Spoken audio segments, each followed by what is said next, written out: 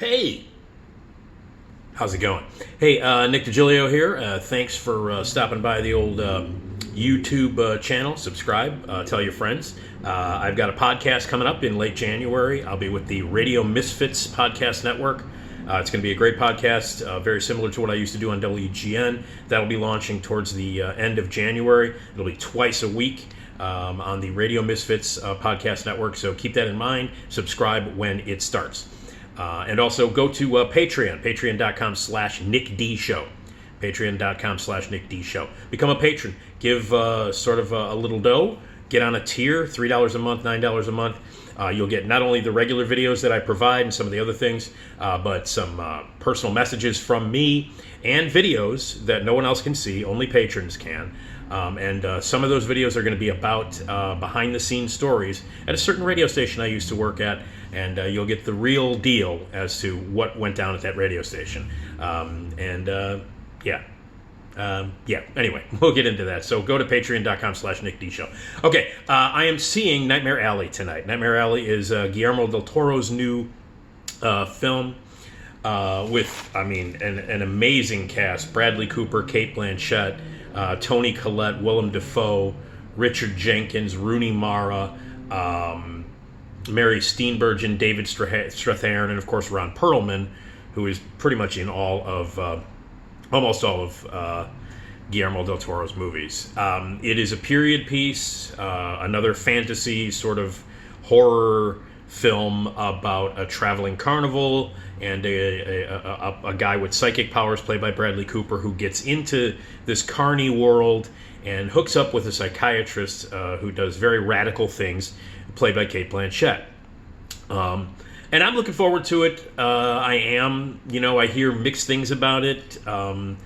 It's Guillermo del Toro. Guillermo del Toro is this Mexican filmmaker, if you're not familiar. His expertise and his love is in the world of fantasy and horror, and that kind of stuff. That's his favorite genre, his favorite thing. He's been critically acclaimed. He won Academy Awards. And, he's known for his love of that genre, the fantasy genre, the horror genre, the creature monster genre. He has a love for all of those kind of things. The kaiju films and the fantasy movies and the universal horror films with the monsters and the creatures and the fantasies and all that stuff.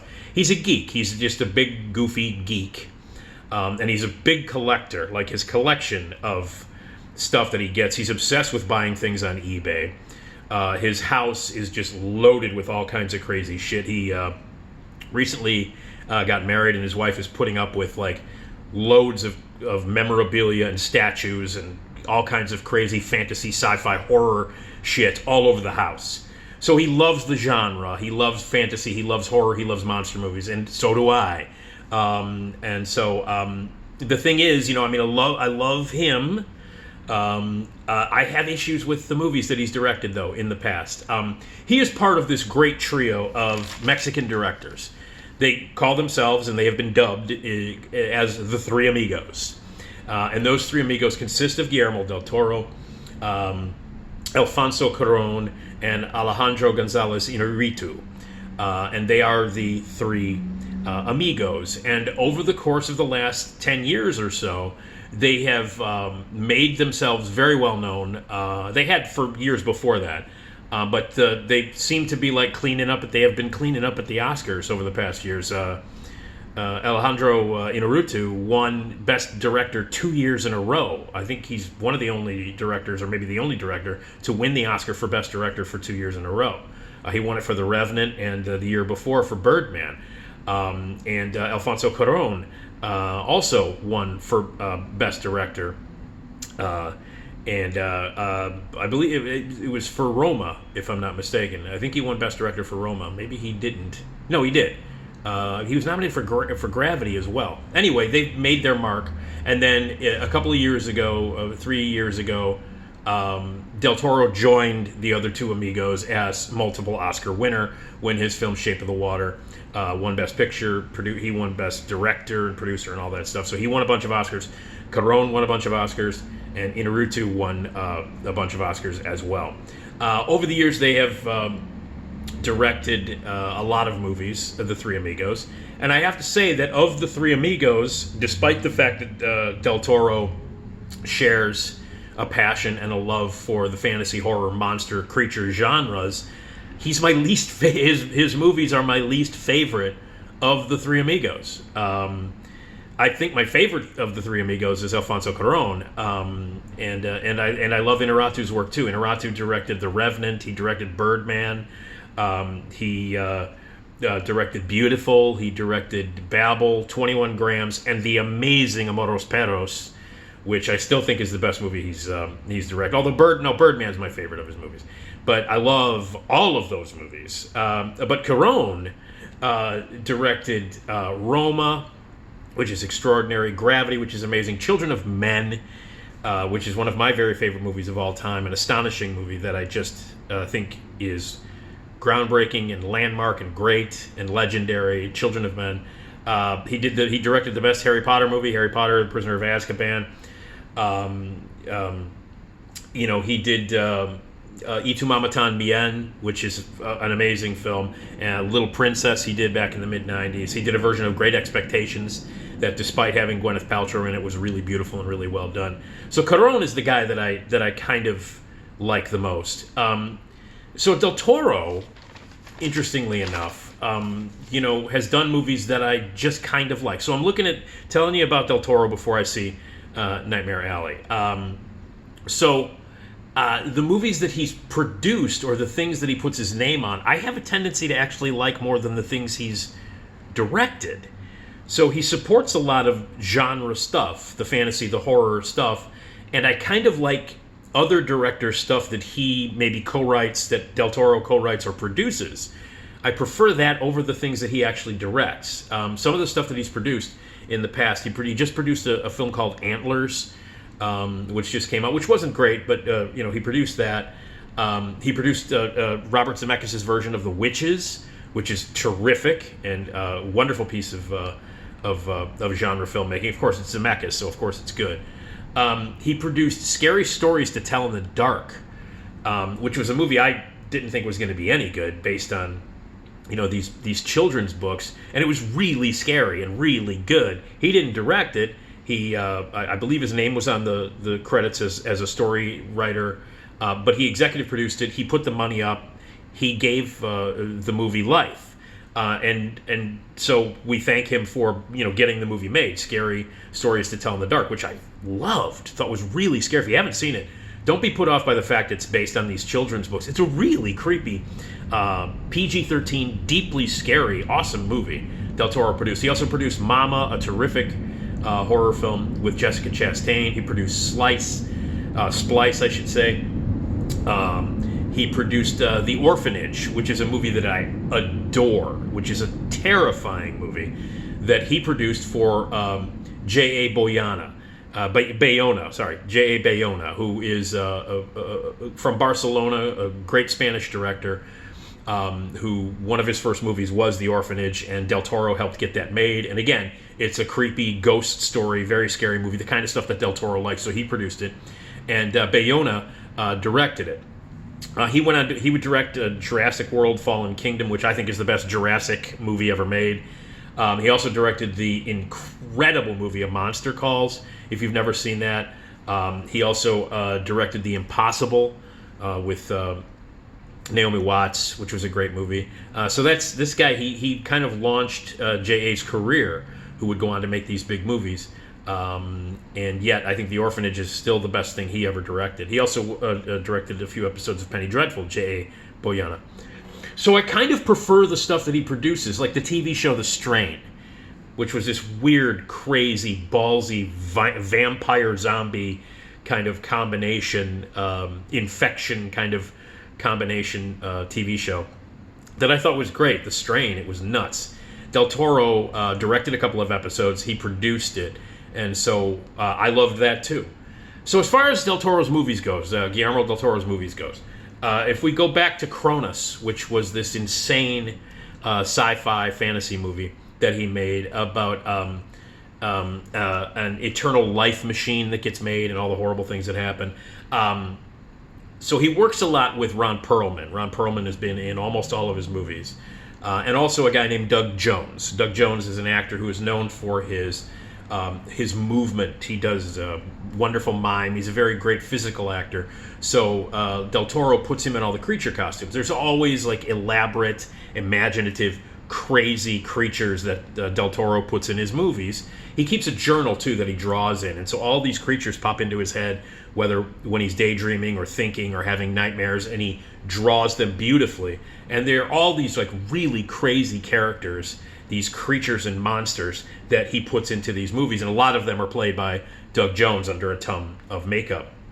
The movie after Kronos that he made was Mimic, which is a movie that I really like a lot. The first movie where I noticed who Del Toro was. Mira Sorvino was in it, and it's basically about a giant cockroach, that runs around killing people. Then he did The Devil's Backbone. The Devil's Backbone is still my favorite Del Toro movie. It's about a boy in a haunted orphanage, and creatures, come out in that one. It's really scary. It's definitely, without question, the scariest thing that Guillermo del Toro has ever directed. And I still think it's his best movie, The Devil's Backbone. Very creepy, very scary, very atmospheric film. It's actually very, very similar to The Orphanage, which he produced for Boyana around the same time. But yeah, Devil's Backbone, still my favorite Del Toro movie. He did Blade 2, which some people think is an improvement over Blade, the original Blade. I think it's as good as Blade, the original Blade. Blade 2, again, Ron Perlman is in that one. He had a lot of fun with that movie. Then he brought Hellboy to the screen. Again, Ron Perlman, the famous sort of comic book character that has a huge cult following. And again, he's this elaborate creature that comes from deep inside some sort of fantasy world. And Del Toro loves that stuff. He loves bringing these monsters and these creatures and these fantasy elements to life. And he did a good job with Hellboy. And then Pan's Labyrinth was the one that really put him over the top, especially with critics, especially with awards associations and societies. And a lot of people really loved Pan's Labyrinth. I'm not one of them. I like Pan's Labyrinth. It was this crazy combination of, war movie, Holocaust film, and fantasy horror creature movie. Some of it worked. The creatures were great. The one with the eyes in his hands, you put the hands up here and there are eyes in it, and everybody remembers that kind of stuff. And there are elements in the movie that I really liked. Overall, I thought it was choppy. It never really came together. I thought the two very different genres never really melded. The film took off during the fantasy and creature sequences, but really kind of just sat there otherwise. But people love Pan's Labyrinth. They love it. A lot of people consider it still to be Del Toro's best film. I liked it, didn't love it. He did Hellboy 2, which I thought was a lot of fun. I actually thought it was better than the first one, than the first Hellboy, actually much better, and it was a lot of fun. He did Pacific Rim, which is a movie that I loved. I thought it was great. Giant robots and giant monsters. Again, Del Toro loves his kaiju. He loves the giant monsters and stuff like that, and that was a love letter to it. I saw it with a bunch of my friends. I used to hang out with a bunch of these guys from Ricochets. We got some beer, we had a few drinks, we went to see it in IMAX, and we had a blast. One of my favorite movie-going experiences was with a group of geeks who loved kaiju movies, and we went to see it. And it was a great love letter to the giant monster genre. So I love Pacific Rim. That's one of the movies that I think is one of his best. And Crimson Peak was a movie that about 6 people saw. It was with Maya Wasikowska. What the hell's her name? What is her name? Wasikowska. Maya Wasikowska, Jessica Chastain, Tom Hiddleston, and Doug Jones all again plays a variety of monsters in that movie. I loved Crimson Peak. I thought it was really good. Now, one of the things that I love about some of his more recent movies is that Del Toro's not afraid to go gross out. He's not afraid of the violence. I remember watching Crimson Peak, which is this weird sort of brother-sister, weird relationship movie, period piece that takes place in this very gothic, and gothic is a word to describe a lot of what Del Toro does. A very gothic house that is haunted. Creatures come out at night. But it gets really violent. There are brutal and shockingly bloody and violent moments in Crimson Peak. And it's true of actually a lot of his movies, especially his more recent movie. Pan's Labyrinth is an incredibly, shockingly violent film with just these incredibly blunt and violent acts and blood and stuff like that. Pan's Labyrinth is loaded with it. A lot of the other stuff is. Hellboy movies have a lot of it. But like Crimson Peak and Pan's Labyrinth, and then even Shape of Water, The Shape of Water, which is the last movie that he made, which swept the Academy Awards. It won Best Picture. He won Best Director. And again, for sort of a mainstream movie that was about creatures and fantasy, it was violent at times. And I understand, I've not seen Nightmare Alley. Again, I'm seeing it in just a few hours tonight. I understand that that's also, like, there's some brutal violence in that, some shocking, bloody, brutal violence, and some full frontal nudity. I think Bradley Cooper walks around with the schlong out. And there's, like, full frontal nudity in Shape of Water and Crimson Peak. So he does full frontal nudity, he does weird creatures, he does shocking, bloody, boom, oh my god, violence. I should love this guy's movies. They're loaded with that kind of stuff.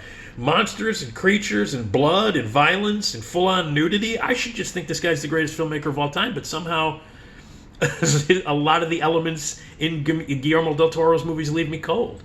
The Shape of Water, I liked it. I thought Michael Shannon was fantastic as the villain. I thought the performances were all good. The creature was beautifully realized. It's like all of Del Toro's movies. It is beautifully photographed. He always gets the best cinematographers and editors. The production design is amazing. He's got an incredibly imaginative eye for details, and his movies always look good. They're always loaded. Like, if you look at the sets and the costumes and the production design of Del Toro's movies, the details and the stuff that he throws in there, some of the stuff from his house, like he takes stuff that he bought on eBay and he puts them in the movie. Like in the new movie Nightmare Alley, I saw an interview with him where he talks about Cate Blanchett's office and how there's a ton of stuff in there that he designed, that he actually took from his eBay collection at home and put on the set. So his movies look magnificent. They look amazing.